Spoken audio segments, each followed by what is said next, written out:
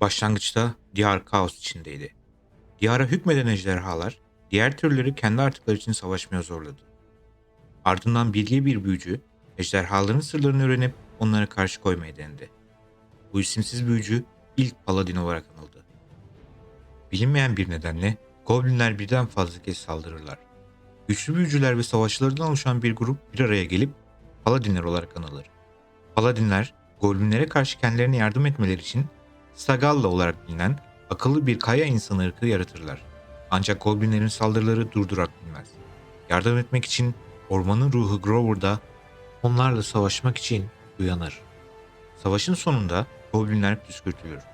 Savaşlar ve kaos bastırılmış da bir tehdit kalmamıştır.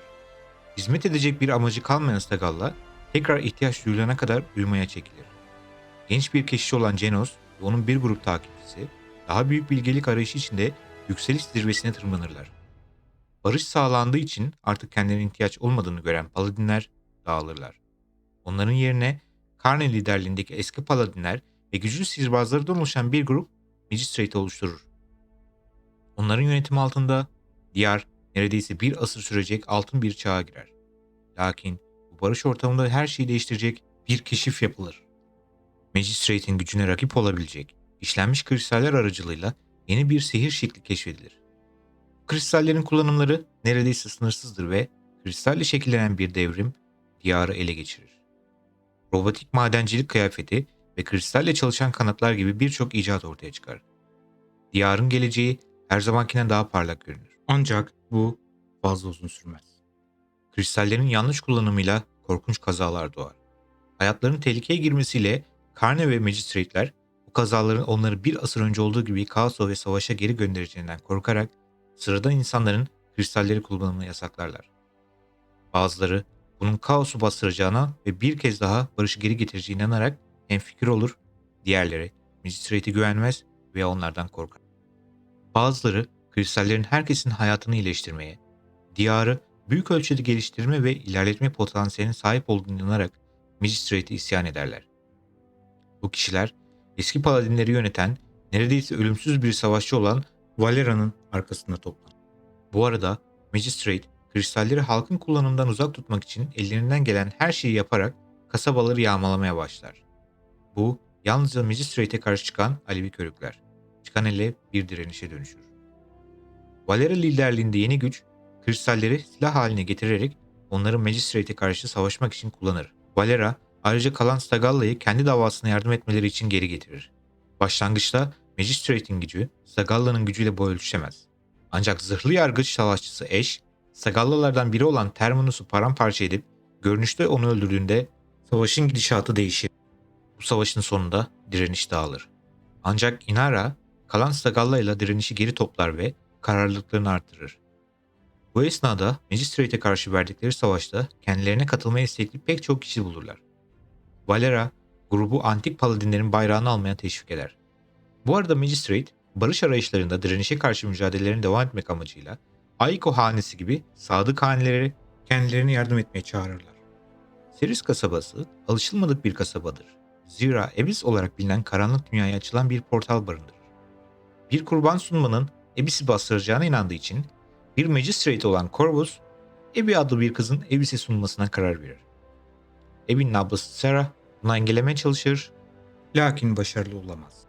Yenilgiye uğradığında kız kardeşini kurtarmak için Hayır Kilisesi'ne dua etmeye gider. Kilisedeki ateş onun dualarına cevap verir ve Sarah'ı intikam meleği Furia'ya dönüştürür. Bu esnada kurban töreni başlamıştır. Ancak Abyss'in sadece iştahını tatmin etmek için bir ruha değil, sahip olmak için bir bedene ihtiyacın olduğu çok geçmeden anlaşılır. Kasabanın tamamını yok etmeye devam edecek olaydan sadece 3 kişi kurtulacaktır. Artık Ceres olarak bilinen, Abyss'e adanmış gizemli bir kahin olan kurban kız Abby ortaya çıkar. Kız kardeşi Sarah, Fire tarafından dönüştürülmüştür. Gizemli bir güç tarafından korunan Magistrate'lerden biri olmuştur. Yükseliş zirvesinden yıldızlara yüzyıllar önce adım atan keşiş Genos, Kozmos'a yaptığı yolculuktan şimdi tanrısal güçlere sahip olarak geri döner. Gördüğü harika manzaraları, evrenin sırlarını ve diyarın tamamını tehdit edecek derecede tehlikeli güçlerin varlığını çökmüş asker Bug ile paylaşır. Genos'un dönüşünün haberi tüm diyara yayılır. Haber Aiko hanesine ulaştığında Gizli bir plan hazırlayan Aikon evladı Lian, kendini tanrı ilan eden kişiyi saflarına katmayı umarak Aiko hanesinden Primus kanı ordularını yükseliş zirvesine yönlendirmesi için atar. Lakin Genos böyle anlamsız nedenlerle geri dönmemiştir. Kan'ın teklifini anında reddeder. Ancak Kan hayır cevap olarak kabul etmez. Yükseliş zirvesi kuşatma altına alınır. Kuşatma sürerken haberi alan direniş, Genos'a Kan ve Aiko hanesini püskürtmede yardım eder. Genos'un planı ilk adımı tamamlanmış, muhafızların feneri yanmıştır. Muhafızların savaşa çağrılmasının üzerinden 100 yıl geçmiştir.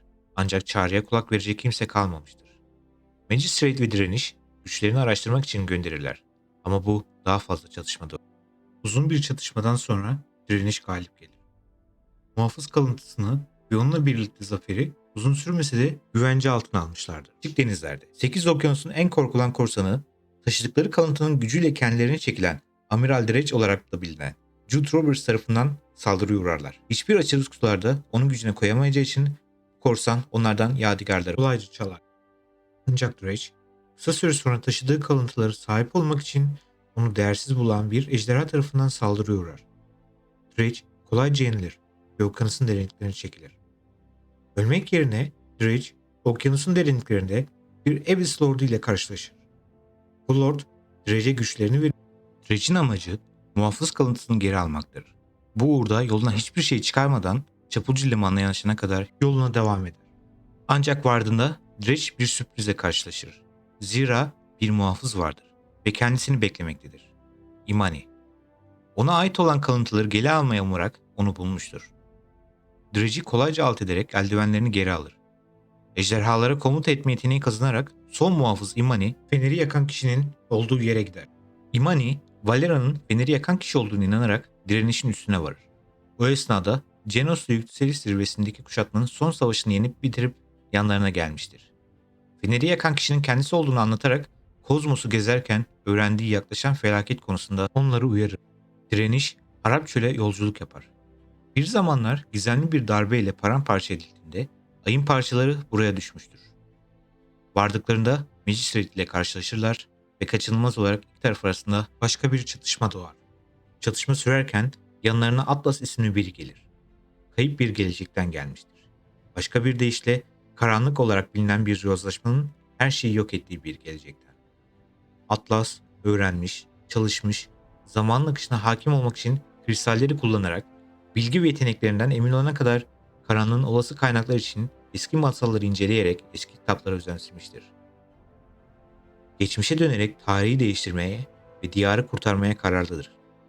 Magistrate veya herhangi birinin karanlığı serbest bırakmasını ve diyarı mahvetmesini önlemek için direnişin güçlerine katılır. Magistrate, Arap çöl efsanesini ve bir zamanlar yemyeşil ormanı artık cansız çöle dönüştüren ve muhtemelen gerçekli garip gözyaşları nedeniyle ortaya çekilen sözde gücü takip ederek Arap çöle gezinirler. Karanlığın, dünya dışı gücün gerçek doğasını anlamadan, sonunda direnişi yenmek için kullanabilecekleri bir güç olduğunu inanmaktadırlar.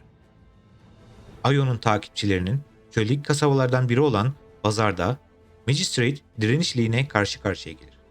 Magistrate savaşta üstünlük kazanır. Köydeki yıkımı görünce akranı olan ay tanrıçası Ayo, Genos'un ısrarı üzerine Magistrate'e saldırır.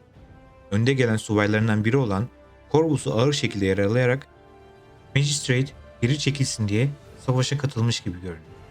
Direnişle mücadelede sarsılan, çatışmada yaralanan Magistrate Corvus, çaresizce bir çözüm aramakta, direnişin daha fazla güçlenmesinden korkmaktadır. Zira görünüşe göre iki tanrı onların yanındadır. Bu çaresizlikten yararlanan Abyss, Seris'te kurban edilen Ebi'nin bedenini kullanarak ona bir çözüm, Magistrate'in kontrolünde bir cehennem lavabosu sunar. Corvus bu gücü diyara salarak teklifi pervasızca kabul eder. Ancak Abyss Lord'u olan Raum, kimse tarafından kontrol edilememesi ve diyarda büyük tahribata neden olması için bırakılır. Corvus suçlarından yargılanacak ve Magistrate'den sürgün edilecektir. Ancak inancından yılmaz ve diyar için ne yaptığını anlamadıkları halde Magistrate'e sadık kalır. Arap çölün derinliklerinde Tanrıça Ayo'ya hizmet eden bir grup savaşçı, Kaos'u körfezi tutan eski mühürleri korumakla görevlendirilmiştir. Ancak zaman geçtikçe savaş patlak verir. İnsanlar öldükçe her şey yavaş yavaş kararır. Bir şekilde daha karanlık olur. Savaşçılar Ayo'nun onlara yardım etmek ve onları kurtarmak için geleceğine inanırlar. Ancak ceset sayısı artmaya devam eder. Sonunda sadece bir savaşçı kalır. Bora adında bir kız. Tanrıçanın onlara gerçekten değer verdiğine inanarak tüm hayatını Ayo'ya adamıştır. Ama arkadaşların hepsinin öldüğünü gördükten sonra ve Ayo hala yardım etmek için gelmediği için inancını yitirir. Direniş ve Magistrate adalet için savaştıklarını iddia etmekte, ancak hiçbir yıkılan vatanın parçalarını toplamak için yardım ellerini uzatmamaktadırlar. Yalnızca yararlı olduğunuzda sizi takdir eden ve uygun olmadığında sizi görmezden gelen tanrıları görür. Bu büyük satranç oyununda herkesin sadece birer piyon olduğu sonucuna varır. Hiç kimse gerçekten önemli değildir. Herkes gerçekten gözden çıkarılabilir.